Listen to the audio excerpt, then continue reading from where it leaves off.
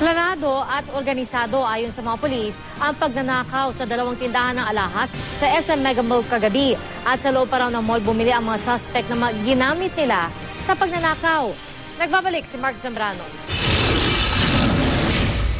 Sa mga litratong ito nakuha mula sa CCTV ng SM Mega Mall sa Mandaluyong kagabi, kitang-kita ang 5 sa mga suspect na papasok ng supermarket entrance eksaktong 6:56 p.m.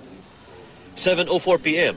Pumasok ang grupo sa Ace Hardware at bumili ng 2 llave tubo o pipe wrench. Agad naman dumiretso ang 5 suspect sa ground floor na ito ng department store kung saan nakapwesto ang FNC Jewelry Store at The Jeweler. 7:26 p.m. isinagawa ang pagnanakaw. Unang tinira ang The Jeweler at kasunod ay ang FNC Jewelry Store. Hinihintay na ng pulisya ang mga pahayag ng sales ladies ng 2 tindahan.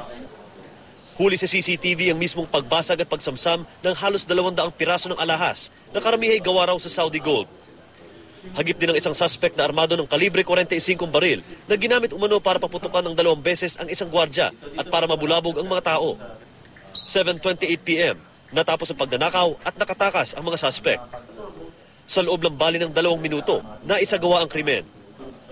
Naiwan sa crime scene ang mga llave tubong ginamit sa pagbasag. Nagkaroon ng commotion na eh.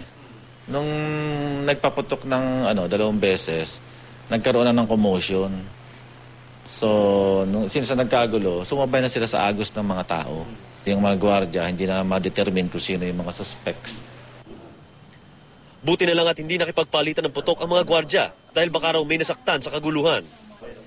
May nakita rin silang bakas ng dugo mula sa crime scene patungo sa ground floor at basement ng mall na maaaring nagmula raw sa isang suspect na nasugatan dahil sa pagbasag ng salamin. Umaasa ang mga otoridad na mahuhuli ang mga suspect base sa makukuhang CCTV footage na ngayon hawak-hawak pa rin ng mall management. Mark Zambrano, nakatutok, 24 oras.